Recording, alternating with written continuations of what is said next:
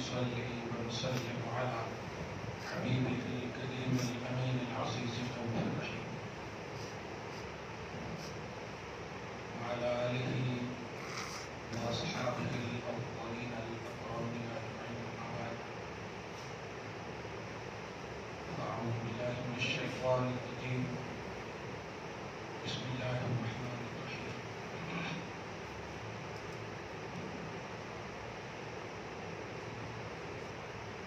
والذين كذبوا بآياتنا صم بكم في الظلمات من يشاء الله يضلله ومن يشاء يجعله على صراط مستقيم صدق الله العظيم رسول برکت کے لیے درود شریف پڑھیے اللہم صلی علی سیدنا و شفیعنا حبیبنا مولانا محمد وآلہ وصحبہ وسلم صلی اللہ تعالی علیہ وسلم.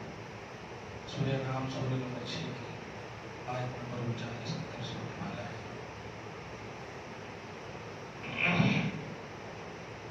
اللہ سبحانہ ارشاد فرماتا ہے وہ لوگ جنہوں نے ہماری آیتوں کو جھٹلایا، اور آیتوں کو جھٹلانا یہ اتباع ہے، نبی کو جھٹلانا یہ بذات ہے. در حقیقت اللہ کی آیت کو وہی جھٹلاتے ہیں جو نبی کو جھٹلاتے ہیں، کیونکہ اللہ کی آیات نبی تلاوت کرتے ہیں تو آیات کی تلاوت کو جھٹلانا یہ تلاوت کرنے والے کی جھٹلانے پر موقوف ہے. ظاہر ہے آپ کسی کی بات کو کا انکار کریں، نہ ماننا ایک الگ جملہ ہے اور انکار کرنا ایک الگ پہلو ہے. بہت ساری ایسی باتیں ہیں جو آپ ہماری نہیں مانیں گے، بہت ساری ایسی باتیں ہم آپ کی نہیں مانیں گے، لیکن انکار کا پہلو نہیں آتا اس میں. ہاں مجھے سمجھ میں نہیں آ رہا ہے، انکار یہ ہے کہ نہیں یہ غلط ہے، یہ ہے ہی نہیں، اس کی سچائی ہے ہی نہیں، ٹوٹلی رانگ، اس طرح سے باتیں کرنا، اسے تکذیب اور انکار کہتے ہیں. کفار نے ایسے ہی انکار کیا، اور یہ انکار اس بات کو بتاتا ہے کہ نبی ہمیں منظور نہیں ہے. چنانچہ آپ نے صلح حدیبیہ کے موقع سے بھی سنا تھا کہ محمد الرسول اللہ جب لکھنے کہا گیا اور حضرت علی لکھنے کے لیے پورا پروسیس آپ کو معلوم ہے. میں بخاری شریف کا وہ جملہ بتانے جا رہا ہوں کہ لکھا گیا کہ یہ محمد صلی اللہ نے محمد الرسول اللہ کا لفظ لکھا گیا تو سامنے جو اپوزیشن تھے وہ کہے اگر ہم رسول مان ہی لیں گے تو پھر صلح کی بات ہی کیوں کرنا، سارا معاملہ تو آپ کے رسول ماننے اور نہ ماننے پر ہی ہے. مان لیں گے تو پھر جھگڑا ہی ختم، اور اگر نہیں مانے تو نہ صلح ہو رہی ہے. تو محمد رسول اللہ. اس کے بعد حضور صلی اللہ علیہ وسلم نے اس جملے کو جب سنا تو حضرت علی کو بلا کر کے کہا علی امحو، رسول اللہ کو میٹ دو. حالانکہ اگر غور کریں تو یہاں پر لفظ رسول اللہ کو میٹنے کہا تھا نا، اور لکھ دو کہ ھذا ما قاض محمد بن عبد اللہ، یہ لکھ دو. تو تم عام آدمی بھی سمجھ سکتا کہ عبداللہ بھی صحیح ہے، وہ عبداللہ کے بیٹے ہیں، غلط ہے نہیں بالکل. اور سامنے والا رسول اللہ کا انکار کر رہا ہے تو ان کے انکار کی وجہ سے نبی کہہ رہے ہیں تو آرڈر ہے نبی کا، تو اور بھی دوسری ذمہ داری بن جاتی ہے کہ وہ میٹ دیں. لیکن علی کا جملہ جو ایمان کی حرارت کو بتاتا ہے، ارشاد عرض کرتے ہیں لا امحوک ابدا یا رسول اللہ، میں آپ کو کبھی نہیں میٹ سکتا. یہ جملہ ہے. اب اس میں آپ کو میٹنے کی بات ہی نہیں تھی، وہاں لفظ کو میٹنے کی بات تھی. لیکن صحابہ کا عشق دیکھیں، محبت دیکھیں کہ دنیا ایک طرف کیوں نہ ہو جائے، ہم آپ سے نسبت رکھنے والی چیز کو دل سے لگاتے ہیں، میٹتے نہیں۔ لا ہوگا، میں آپ کو نہیں میٹ سکتا، وہاں آپ کو میٹنے۔ اچھا نبی نے یہ بھی نہیں فرمایا میں اپنے کو میٹنے نہیں کہہ رہا ہوں، ان کے انکار کی وجہ سے کہہ رہا ہوں، سمجھا کرو حالات کو، بول سکتے تھے لیکن نہیں۔ اس سے ایک بات جو ادب کا درس ملتا ہے وہ یہی ہے، کبھی کبھی بڑے حضرات دیکھیے آپ کو کہہ دیتے ہیں کرسی پہ بیٹھیے، لیکن آپ کیا کہتے ہیں نہیں نہیں نہیں میں اس لائن نہیں ہوں، تو وہاں پر بڑے کا انکار نہیں ہے، بڑے کا ادب ہے۔ یعنی یہاں پر فتوے کوئی نہیں لگا سکتا، ارے جب بول رہے ہیں تو بڑے کی بات نہیں مانتا کیا؟ نہیں نہیں، آپ کہہ سکتے وہاں بھائی یہاں بات پر بھی ادب بڑھ کر ہے، وہاں اطاعت سے بڑی چیز تعظیم اور ادب ہے، یہاں اطاعت نہ کرنا ہی اطاعت ہے۔ دیکھیں باپ کھڑا ہو اور بیٹا کرسی پہ ہو، باوجود کہ باپ ہی کہہ رہا ہو کہ بیٹھ جا، اور بیٹھنے والا بیٹا بے ادب کہلائے گا، وہ اطاعت نہیں ہے۔ اس کی دلیل بخاری اور دیگر کتاب سے بھی ملتی ہے کہ نبی علیہ السلام نے حضرت ابوبکر صدیق کو نماز پڑھانے کہہ دیا تھا۔ ہاں ایک ایسی حالت تھی، حالت مرض میں مرض ظاہری بشری تقاضے اور لوازمات کی بنیاد پر نماز پڑھائے۔ حضور پاک صلی اللہ علیہ وسلم اخیر میں پہنچنے کے قریب تھے، پہنچ بھی گئے تو حضرت ابوبکر صدیق رضی اللہ تعالیٰ عنہ کو معلوم ہو کہ خوشبو سے جان گئے تو پیچھے ہٹنے لگے، تو آقا علیہ السلام نے اس وقت حکم دیا، باوجود اشارہ فرمایا علی ٹھہرو، اور اس حالت میں بھی کہا ٹھہرو نماز مکمل کرو، لیکن حضرت ابوبکر صدیق پیچھے ہٹ گئے، اور پیچھے ہٹ گئے تو بقیہ نماز حضور صلی اللہ علیہ وسلم نے پڑھائی،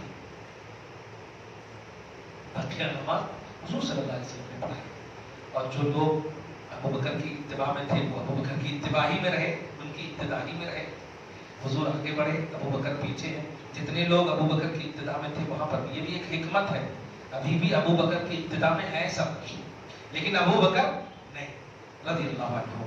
مگر اس کے بعد سنے جب نماز مکمل ہوئی تو حضور صلی اللہ علیہ وسلم نے پوچھا کہ کس چیز نے تمہیں پیچھے آنے پر برانگیختہ کیا، جبکہ میں نے تمہیں حکم دیا، میں نے تمہیں اشارہ کیا، حکم دیا کہ تم کھڑے ہو کر نماز مکمل کرو۔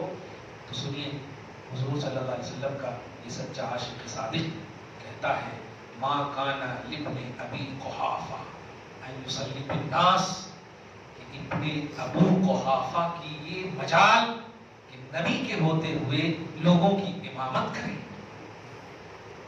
اس جملے سے یہ عقیدہ ملتا ہے کہ الادب فوق الامر، یعنی حکم سے بڑھ کر ادب ہے، حکم سے بڑھ کر ادب ہے۔ آپ جو بھی کہیے لیکن میں نہیں بیٹھتا تو نہیں بیٹھتا، کلیئر بات ہے، اور اس میں گرفت نہیں ہوگی۔ تو بڑوں کا ادب، بزرگوں کا ادب، یہ حضور صلی اللہ علیہ وسلم کی طرز زندگی میں صحابہ کرام کے عمل سے حکم کے باوجود ملتا ہے۔ تو والذین کذبوا بآیاتنا، آج جو آیت کریمہ ہے جو ہماری آیتوں کو جھٹلاتے ہیں، یہاں آیتوں کو جھٹلانا در حقیقت نبی کو جھٹلانا ہے، اور نبی کی جھٹلانے کی بنیاد پر ہی قرآن کو، اسی لیے نا نبی سے بھروسہ اٹھ جائے تو توحید کا دیوار ہی ٹوٹ جائے، کیونکہ نبی پیغمبر خدا ہے نا۔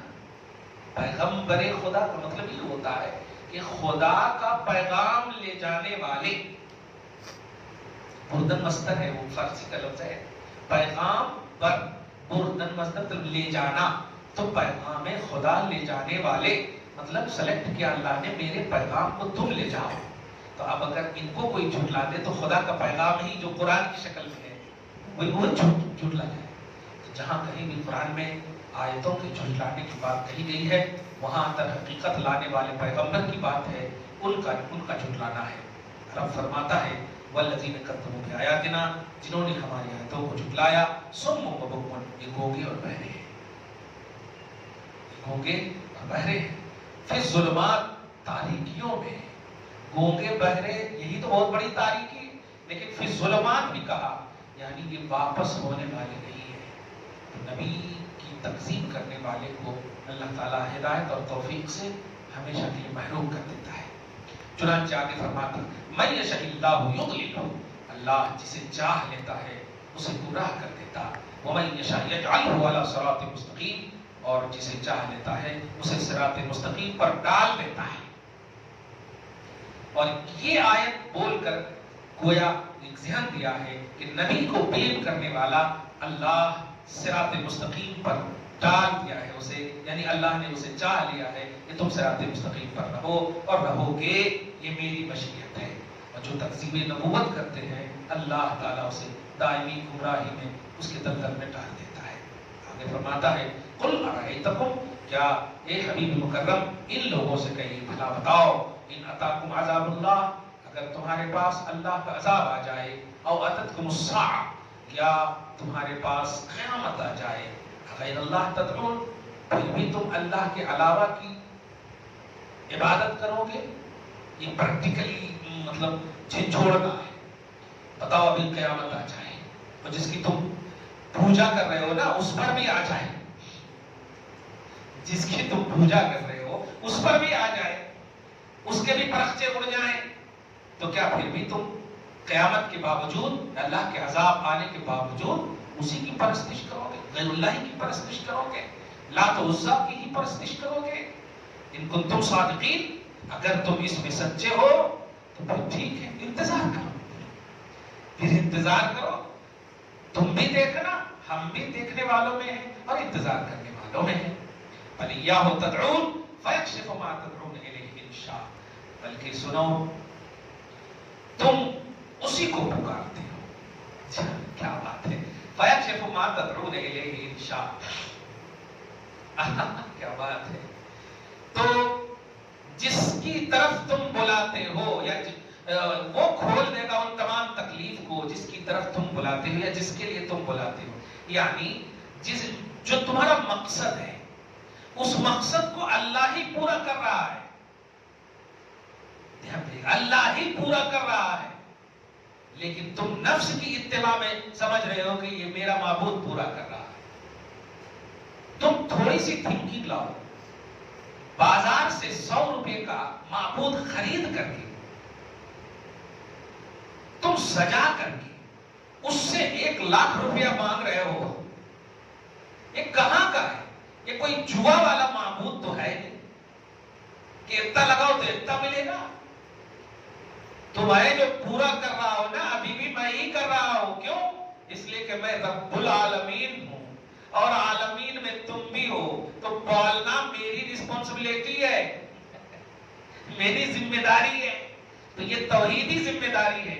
تم سمجھ رہے ہو کہ تمہارا معبود، تھوڑا بھی کہیں بھی ذرا بھی دماغ دوڑاؤ گے نا سمجھ میں آ جائے گا کہ تم جس کو پوج رہے ہو اس کو بھی میں نے ہی خلق کیا ہے، وہ میری مخلوق ہے، اور مخلوق عبادت کے لائق نہیں ہوتی، مخلوق عبادت کرنے کے لائق ہوتی ہے، کیے جانے کے لائق نہیں ہوتی، عابد ہوتی ہے، وہ معبود نہیں ہوتی۔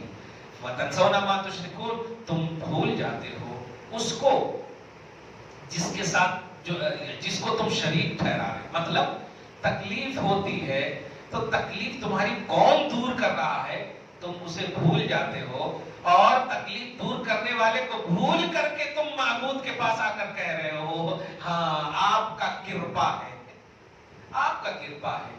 تھوڑا بھی غور کرو گے اس کا کوئی کرپا اور پا ہے نہیں، کوئی کرپا اور پا ہے نہیں، کیوں؟ اس لیے کہ یہ مخلوق ہے، تم نے اسے بنایا۔ وَتَنْحِتُونَ مِنَ الْجِبَالِ بُيُوتًا، تراش رہے ہو تم پہاڑ سے، تم لکڑیوں سے صنم اور وثن کو بنا رہے ہو، بت تم بنا رہے ہو، تو بنانے والا زیادہ طاقتور ہوتا ہے یا جس کو بنایا جاتا ہے وہ طاقتور ہے؟ یہ کرسی آپ نے بنائی ہے تو آپ طاقتور ہوئے نا، کہ بنا کر آپ اسی کو پوجنے لگے کہ نہیں آپ ہمارے مسیحا ہیں، آپ یہ کیسے مسیحا؟ آپ نے بنایا اس کو، تو مورتی کو جو شکل دی ہے کس نے دی ہے؟ آپ نے دی ہے، آپ نے بنایا نا مورتی کو، تو جب آپ نے بنایا تو جاعل تو آپ ہوئے، قابل تو آپ ہوئے، وہ کیسے قابل ہوئے؟ آپ چاہتے تو اس کو توڑ بھی دیتے،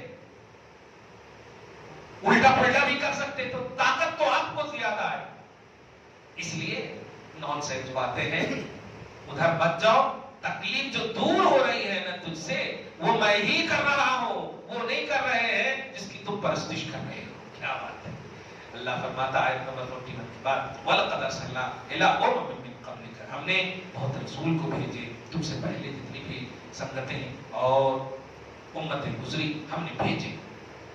فَأَخَذْنَاهُمْ بِالْبَأْسَاءِ وَالضَّرَّاءِ، ہم نے انہیں تکلیفوں سے، پریشانیوں سے، مصیبتوں سے، ضرر رسا چیزوں سے آزمایا اور پکڑا، گرفت کیا.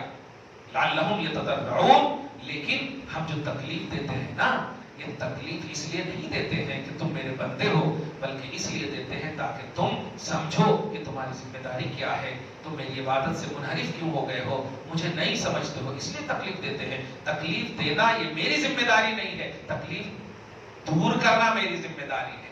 تکلیف دینا صرف اس لیے ہے تاکہ تم معبود کو سمجھ سکو. چنانچہ پہلے پارے میں بھی اور دوسرے تیسرے چھٹویں پارے میں بھی آپ نے ایک واقعہ پڑھا تھا کہ اللہ پاک نے طور کو قوم موسیٰ پر لا کر کھڑا کر دیا تھا. وَرَفَعْنَا فَوْقَكُمُ الطُّورَ، ہم نے تمہارے اوپر، اپنے سر کے اوپر لا دیا تھا. تو اب آپ بتائیے، ہم اپنے بچوں کو کبھی کبھی دیکھتے ہیں ہاتھ پکڑ کر تم سر کے پاس تھپڑ لے آتے ہیں، مارتے نہیں ہیں. مقصد کیا ہوتا؟ ڈرانا. ڈرانا مقصد. اب مارنا ہو تو ایسا ایسا کیوں کر رہے ہیں؟ پٹ سے مار دیتے. ابھی مارو گا نا، ابھی مارو گا نا، ابھی مارو، ایسا کیوں کر رہے ہیں؟ اب مارو نا.